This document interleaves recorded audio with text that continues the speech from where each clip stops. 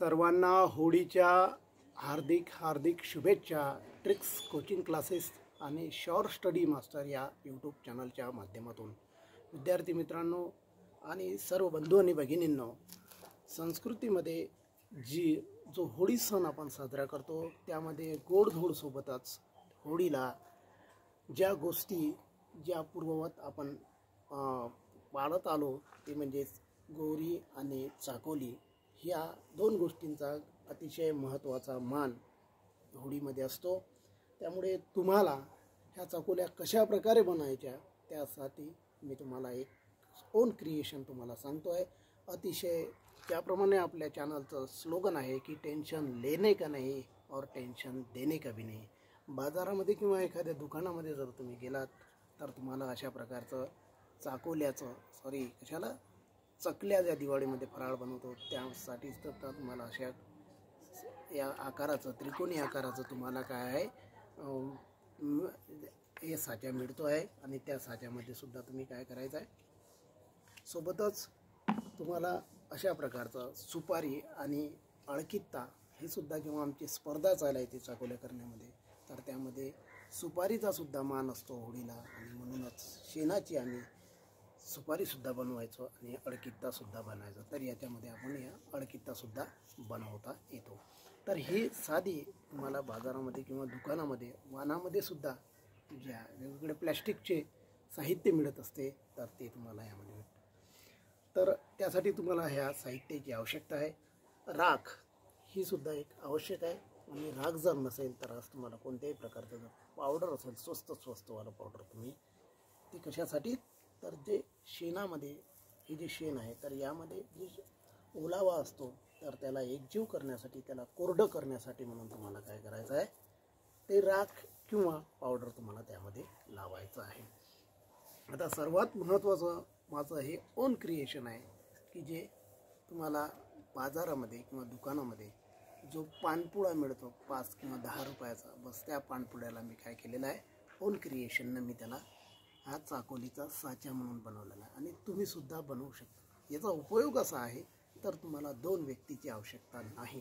जर समजा तुम्हाला चाकोली जर बनवायची असेल तर त्यासाठी तुम्हाला अशा प्रकारे हात ठेवावा लागत होता, आणि हात ठेवण्यासाठी सुद्धा 2 व्यक्ती लागत होते। परंतु आज ही 2 व्यक्तीसुद्धा आपल्याला नको आहे, ही नसलेली तरी चालेल। त्यासाठी तुम्हाला काय करायचं आहे, फक्त एक 5 रुपयाचा पानपुडा तुम्हाला आणायचा आहे, आणि त्यामध्ये ज्या काही स्क्रॅचेस असतात त्या ब्लेडने कापून टाकायच्या, आणि त्याला मधामध्ये थोडंसं जागा ठेवून त्यामध्ये त्याला एखादा प्लॅस्टिकचा बुच्चू वगैरे तुम्ही त्यामध्ये लावून अशा प्रकारे, हे कशासाठी तर चाकोलीला जे होल असतं तर ते होल त्यामध्ये पडायसाठी। तर अशा प्रकारे तुम्ही हा एक पानपुडा घ्यायचा आणि अतिशय कमी वेळेमध्ये, आणि तुम्ही स्वतः एकटेच जाऊन तुम्ही काय करू शकता, ही चाकोली करू शकता। तर यासाठी बघा, तर तुम्हाला काय करायचं आहे, हे अशा प्रकारचं शेण घ्यायचं आहे आणि या शेणाला काय करायचं आहे, एकजीव करण्याचा प्रयत्न करायचा आहे। जर शेण तुमचं जर पातळ असेल तर त्यामध्ये तुम्हाला काय करायचं आहे, ही जी राख आहे, राख नसेल तर तुमच्याजवळ जे पावडर वगैरे असेल तर ती पावडर तुम्ही यामध्ये घ्यायचं आणि याला एकजीव करायचं। अशा प्रकारे एकजीव करायचं, आणि ज्यामुळे तुमची चाकोली जी आहे तर ती उलट नसतात। एरवी मातीचे गणपती किंवा ज्या वस्तू बनवतो त्यामध्ये एकजीवपणा असतो, परंतु याच्यामध्ये कसं आहे तर शेणामध्ये एकजीवपणा नसतो। त्यामुळे तुम्हाला याला थोडासा वेळ द्यावा लागेल, त्याच्याशिवाय ते एकजीव येणार नाही अन्यथा। आणि मधामध्ये होलसुद्धा असते, त्यामुळे चाकोली उलण्याची तुटण्याची शक्यता असते। तर हे बघा, हा पानपुडा आहे आणि ही मी ओन क्रिएशननं बनवलेला आपण म्हणू एक साचा आहे, की या साच्यामध्ये काय करायचं आहे तर हे जे शेण आहे तर हे शेण आपण इथं टाकलेलं आहे। काही विशेष कठीण बाब नाही, फक्त शेण एकजीव असणं आवश्यक आहे, आणि तुम्ही केवळ एकाच हाताचा उपयोग यामध्ये करू शकता। तुम्हाला दुसरा हात तुमचा हा कोरडासुद्धा राहतो, हे उपयोग आहे या साच्याचा। आणि हे बघा, आता आपण हे शेण टाकलेलं आहे आणि फक्त एकाच हातानं, आणि हा जो बॉक्स आहे, हा जो पानपुडा आहे, असा मी काय केलेला आहे, फिट केलेला आहे। आता हे फिट केल्याच्या नंतर तुम्हाला काय झालेलं हे बघा, सुंदर प्रकारे चाकोली तयार झालेली आहे। आणि एक विशेष म्हणजे आपण यामध्ये राख टाकण्याचं विसरलो, आणि त्यामुळे ही चाकोली निघण्याला काय होईल, त्रास होईल. पण तरीही ही चांगल्या प्रकारे निघाली. परंतु तुम्ही राख किंवा पावडर जर तुम्ही टाकला तर अशा प्रकारची तुमची ही चाकोली अतिशय चांगल्या पद्धतीनं तयार होते. आता आपण थोडंसं राख विसरलो म्हणून थोडंसं निघायला त्रास गेला. परंतु आता पुढची जी चाकोली आहे तर त्यासाठी आपण काय करू, थोडंसं राखीचं प्रमाण याच्यामध्ये टाकायचं. आणि एक विशेष म्हणजे काय करायचं आहे तुम्हाला, तर हा जो मोठा भाग असतो पानपुड्याचा, तर या मोठ्या भागामध्ये कृपया तुम्ही शेण भरू नये. कारण की या मोठ्या भागामध्ये जर तुम्ही शेण भरलं, हा वरच्या बाजूनं तुम्हाला ठेवायचा आहे. तुम्ही जर हा जर खालच्या बाजूनं जर ठेवसाल तर तुमची चाकोली निश्चितच फसणार आहे. त्यामुळे पानपुड्याचं जे झाकण आहे म्हणजेच वरचा भाग आहे, तर त्या वरच्या भागामध्ये तुम्हाला काय करायचं आहे, ही चाकोली ठेवावी लागणार. म्हणजेच हे जे शेण आहे ते ठेवायचं. ही आपण यामध्ये राख मारलेली आहे. आणि आता काय करायचं आहे, ही जी चाकोलीचं शेण आहे म्हणजेच गोबर आहे हे यामध्ये आपण भरूया. आणि हा जो पानपूड आहे तर त्याचा आकार कसा घेतलेला आहे आपण, त्रिकोणी, जेणेकरून आपली चाकोली जी आहे तर ती अतिशय व्यवस्थितरित्या होईल. अतिशय सोप्या याच्यामध्ये बघून घ्या, ही आपली चाकोली तयार झालेली आहे. आणि इथून अशी आपण ही काढल्याच्या नंतर अतिशय इझी ही चाकोली निघाली. का इझी निघाली, कारण की याच्यामध्ये आपण पावडर किंवा राख मारलेला किंवा टाकलेला आहे. तर विद्यार्थी मित्रांनो आणि बंधू आणि भगिनींनो, बघा, तर ही झाली चाकोली. आणि तुम्हाला जर हा साचा पाहिजे असेल तर तुम्ही निश्चितच कॉमेंट्स बॉक्समध्ये कळवा.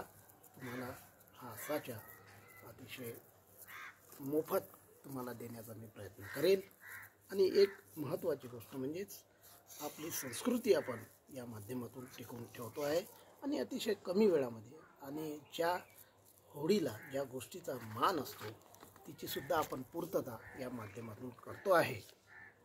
आणि एक आणखीन तुम्हाला दाखवायची गोष्ट म्हणजे होळीला ज्या गोष्टीचा मान असतो ते म्हणजे सुपारी. आम्ही जेव्हा करायचो, स्पर्धा करायचो, तर हजारो चाकोल्या एक महिनाभर आमच्याकडे या चाकोलीची कॉम्पिटिशन चालायची.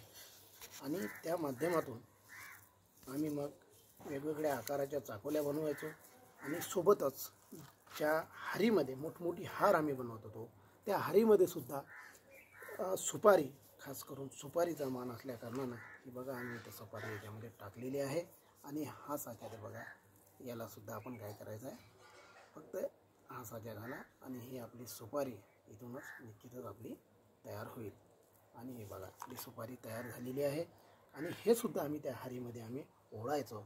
आणि एक काम तुम्हाला करायचं आहे, या सुपारीमध्ये तुम्हाला एखाद्या याचा गोल प्लास्टिकच्या याचा पेन वगैरे म्हणा, तर त्याचा असा होल पाडून आपण इथं सुपारी ठेवावी. बघा इथं पण मी ही सुपारी ठेवलेली आहे. आणि एक आणखीन महत्त्वाची गोष्ट, आणि ती म्हणजेच अळकित्ता. सुपारीसोबतच अळकित्तासुद्धा आम्ही स्पर्धेमध्ये आम्ही जेव्हा स्पर्धा करायचो तर त्यामध्ये आम्ही टाकत होतो. तर हा अळकित्तासुद्धा आपण काय करतो आहे, बनवतो आहे. आणि अशा प्रकारे शेणाला आपण एकजीव करण्याचा प्रयत्न करतो आहे. आणि हे शेण जर एकजीव जर झालं तर आपला जो अळकित्ता आहे तो सुद्धा निश्चितच हे बघून घ्या. अळकित्तासुद्धा फक्त याला आकार देण्यासाठी तुम्हाला काय करायचं आहे, याचे दोन बोटं इथं तुम्हाला लावून काय करायचं आहे, याला एक मधामध्ये होल अवश्य पाडणं आहे, जेणेकरून अळकित्तासुद्धा चालतो आहे. तर अशा प्रकारची स्पर्धा आम्ही करत होतो. आणि निश्चितच होळीला ज्या गोष्टीची आवश्यकता आहे, जो मान आहे, तर तो आम्ही देत होतो. आणि तुम्हीसुद्धा अशा प्रकारे ह्या होळी आहे आणि तुम्ही घरी तुमचा चाकोल्याचा साचा जर असेल तर त्यासुद्धाच माध्यमातून तुम्ही चाकोल्या करू शकता. परंतु त्याच्या मधामध्ये तुम्हाला अशा प्रकारचं जे होल पडण्यासाठी जे एखादं बुच्चूक पेनाचं टोकन तुम्हाला लावायचं आहे ते तुम्ही लावणे आवश्यक आहे. जर नसेल तर मग मात्र तुम्हाला काय करावं लागणार आहे, तर हे बघा, आता हे समजा तुमचा चाकोल्याचा कसं फराळाच्या तुमच्याला याचा हा साचा आहे समजू आपण, कशाचा, फराळाच्या चकल्याचा. तर याला काय करू आपण, तुमच्या घरी जर नसेल, एखादं बाळ जर तुमच्या घरी छोटं असेल तर निश्चितच त्याच्या आकाराची चाकोली तुमची तयार होते. हे बघा आपण इथून याला आपण हा शेण टाकलेला आहे, गोबर टाकलेला आहे आणि हा साचा लावला आणि लावल्याच्या नंतर तुमची ही चाकोली तयार झालेली आहे. त्याच्यामध्ये फक्त तुम्हाला होल करावं लागेल. बघून घ्या, छोट्या बाळाच्या आकाराची चाकोलीसुद्धा इथं तयार झालेली आहे. हे बघा. तर अशा प्रकारे तुम्हीसुद्धा घरी कसाही प्रयत्न करा, परंतु चाकोली करा आणि होळीला ज्याची आवश्यकता आहे, ज्याचा मान आहे, ते तुम्ही देण्याचा प्रयत्न करा. हीच होळीच्या दिवशी. आणि तुम्ही काय करा आहे तर तुमची होळीमध्ये जळण्यासाठी ह्या ज्या नॅचरली गोष्टी आहे तर ह्या आणण्याचा प्रयत्न करा, जेणेकरून निसर्गाचं सुद्धा संरक्षण केलं जाईल. आणि तुम्ही धुलिवंदनामध्ये वेगवेगळ्या प्रकारच्या रंगांमध्ये तुम्ही न्हावून निघा, सुखमय जीवनाचा आनंद घ्या आणि ही होळी सुख समाधानाची आणि आनंदाची जावो, हीच तुम्हाला शुभेच्छा. जय हिंद.